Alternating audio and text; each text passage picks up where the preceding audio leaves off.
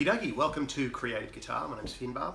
Okay, so this lesson is called Candy Crush Triads. So I'm sure a lot of you guys have played Candy Crush Saga or Sudoku or one of these games or puzzles that you've got on a phone or in a book or whatever.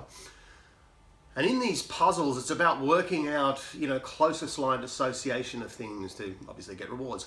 We're going to do the same sort of approach to triads. Okay, that's why I'm calling it Candy Crush Triads. It's about seeing patterns and aligning them and playing around progressions through finding the least possible sort of most closely associated notes. Now, to do this, you're going to need a cycle of fifths, cycle of fourths diagram. If you don't know your cycle of fifths, cycle of fourths, and you'll see one way it goes in fifth degrees of the major scale, starting from C, C, D, E, F, G, A, B, C, D. That's in fifths, and on the other way back, going counterclockwise, goes C in fourths, D, E, F, G, A, B flat. It's all counterclockwise or clockwise. Clockwise, fifths, counterclockwise, fourths. We're going to focus on fourths. So we're going to approach like a Candy Crush game type methodology to triads. Triads are just 3-note chords, first, third, and fifth, and we're just going to focus on major.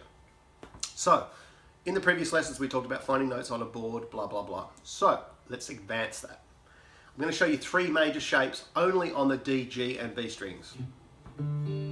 These are your 3 strings I'm going to be focusing on. So here are your 3 triadic shapes here in major. So we're going to look at A here, 2nd fret on the D, G, and B. What's important to know on this shape, no matter where you move it on the fingerboard, is that your 2nd finger is where the root is. Okay, so that's where the A note is.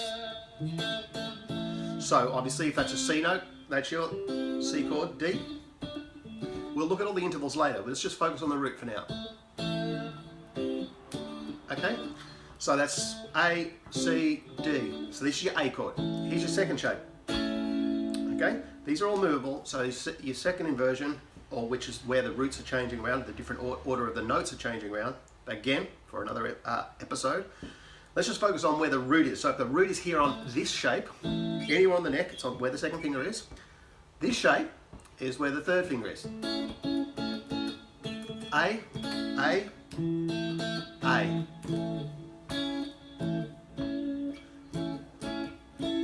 Here's your 3rd shape. So these are patterns. And these are the only 3 patterns on these 3 particular strings. So the next one is the 10th fret on the B, 9 on the G, 11 on the D. And here, the 2nd finger, or the B string, is where the root is. There's your A note. A, A, A. Now, you need to be armed with these 3 shapes, the understanding of where the roots are, right? Then the cycle of fourths. So we have to memorize the progression. C, F, B flat, E flat, A flat, D flat, G, B, E, A, D, G, C. I think that's right, and something like that. It's on the diagram anyway. And here's the trick though. So what we have to do is we have to let's just start with a C. And let's look at the C note on the G string, on the 5th fret. So if that's where the 2nd finger is, that's the shape you've got, right? So this is your pattern. Like in Candy Crush, you've got your pattern. There's your 3. Now what the next one is goes to F in the cycle. So we're going C backwards to F. What we have to do is figure out the closest pattern without changing the position to where these 3 are.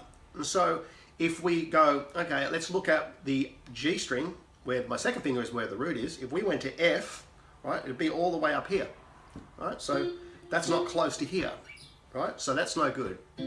If we looked at this shape where the 3rd finger is, F is down here. So that's no good. So let's look at where the B string is. So F is here, and that's the shape. So C, F, okay? You can see how, I'm just using the bar there. Next one is B flat. B flat. So this is the goal is not for me to show you where the positions are, for you to work it out. And the best way to do this for your game mind and for your practice and understanding of these shapes is to write down the cycle progression and then write down the notes of the major chord. So If you don't know how to do that in chord theory, don't worry about it. Just focus on where the root note is and where the cycle is. So C, F, B flat, E flat, A flat, D flat, G flat, B, E, A, D, G, C. So we've got from C, F, B flat, E flat, A flat, D flat, G flat, B, E, A, D, G, C. So we've got from C to C,